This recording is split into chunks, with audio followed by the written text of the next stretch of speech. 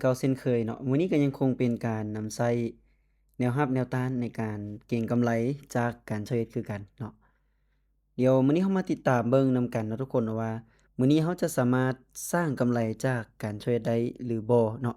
หรือว่าเราจะติดลบเนาะเพราะว่าทุกๆมื้อแม่นเราจะเก็งกำไรเพียงมื้อละ80 USDT เนาะทุกคนเนาะโดยการเทรด3ออร์เดอร์เนาะถ้าหากว่าได้ก็ถือว่าได้เสียก็คือว่าเสียเนาะ ซึ่งในระยะเวลาของมื้อวานที่ผ่านมาเนาะแม่นเราได้ทำกำไรไปที่85 USDT เดี๋ยวมื้อนี้เราจะเพิ่มอัตราการเดินเงินเนาะเพราะว่าต้นทุนของเราแม่นตอนนี้ขึ้นมาสูงแล้วเนาะมันจะเดินอยู่ที่45เนาะทุกคนเนาะสำหรับออร์เดอร์นี้เนาะที่ผ่านมาเมื่อวานแม่นเราเดิน30มื้อนี้เราจะเดิน45เพราะว่าวันนี้เรามีกำไรอยู่ที่85เนาะ เดี๋ยวเกียมเข้าออร์เดอร์นี้เนาะเดี๋ยวลิ้นจะเกียมขายออร์เดอร์นี้บัดหนึ่งสาเหตุที่ขายเนาะหลายคนก็จะเห็นในเรื่องของการที่ตลาดเห็นบ่นี่ๆๆเนาะมาจุกับเส้นแนวต้านที่เราแต้มไว้ในณจุดๆนี้เนาะเห็นบ่เนาะอันนี้กับอันนี้เนาะก็เลยเฮ็ดให้เราเนี่ยตัดสินใจที่จะกดขายลงมาเนาะทุกคนเนาะทีนี้ก็ต้องมาลุ้นเบิ่งนำกันเนาะว่าออร์เดอร์นี้เราจะวินได้บ่หรือว่าบ่วินเนาะทุกคนเนาะตอนนี้เป็นแท่งเทียนงามเลยเนาะทุกคนเนาะเดี๋ยวมาลุ้นเบิ่งนำกันเนาะว่าแท่งนี้เราจะวินบ่โอเคตลาดค่อนข้างว่าจะนิ่งเลยเนาะทุกคนเนาะสำหรับออร์เดอร์แรกของเราก็ถือว่าเราได้วินไปเนาะทุกคนเนาะโอ้โฮเดี๋ยวเกียมเข้าออร์เดอร์2เลยเดี๋ยวเร่งจะเกียมเข้าออร์เดอร์2เลยเพราะว่าคิดว่าตลาดอะมีโอกาสเนาะทุกคนเนาะมีโอกาสที่จะขึ้นถ้าแฮ่งซื้อมาเต็มเนาะไปที่45เนาะ โอ้มามาเนาะเดี๋ยวขอซื้อออร์เดอร์หนึ่งเลยเนาะทุกคนเนาะเป็นหยังถึงเข้าออร์เดอร์ไวขนาดนี้เนาะป๊าดโธ่ตลาดสวิงขนาดเนาะเป็นหยังถึงเข้าออร์เดอร์ไวขนาดนี้เนาะให้ทุกคนสังเกตเบิ่งแท่งเทียนที่เรากดbuy เข้าไปแท่งนี้เนาะถือว่าเป็นแท่งเทียนที่มีแรงซื้อเข้ามาประมาณสัก70%เปอร์เซ็นต์เนาะทุกคนเนาะเราคิดว่ามันมีโอกาสที่จะขึ้นมาฮอดด้านถึงนี้เนาะแต่ว่าแท่งนี้มันดันโตลงมาเนาะ การเทรดก็ถือว่ามีพลาดเรื่องปกติตอนนี้เราเสียเนาะทุกคนเนาะตอนนี้เราติดลบอยู่ที่2.25 USDT เนาะเท่ากับว่าเราติดลบเพียงแค่2.25เนาะเดี๋ยวเดือนนี้ขอเดินสัก45อีกครั้งหนึ่งนะทุกคนเนาะอีกครั้งหนึ่งถือว่าเป็นการเริ่มต้นใหม่เนาะ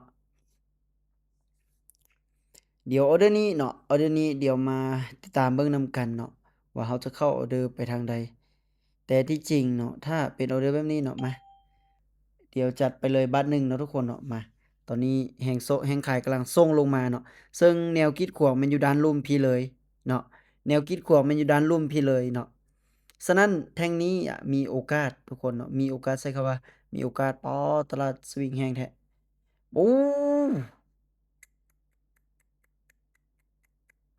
ป๊าดโธ่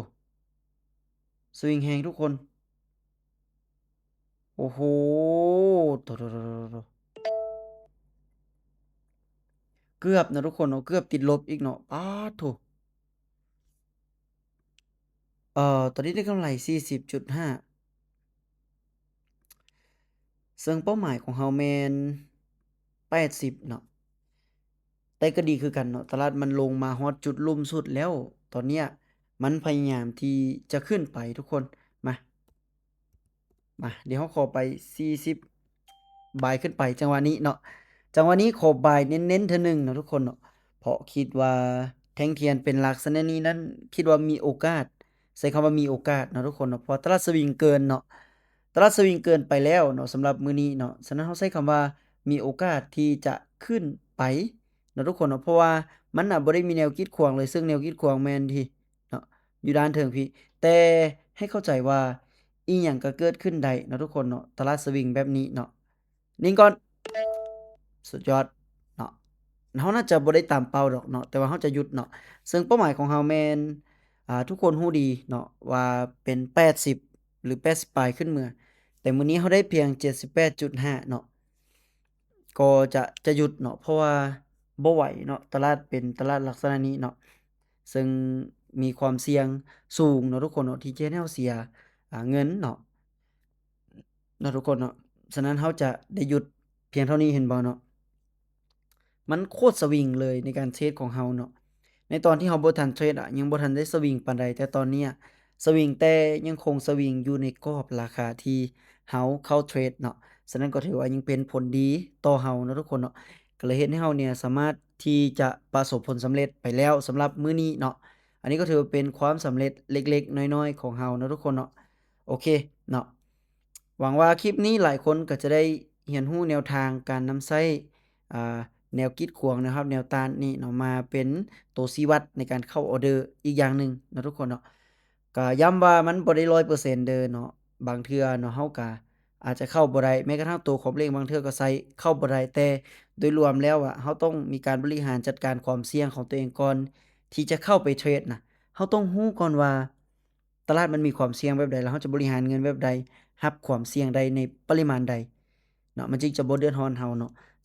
สำหรับคลิปนี้ก็ประมาณนี้เด้อย้ำท้ายคลิปว่า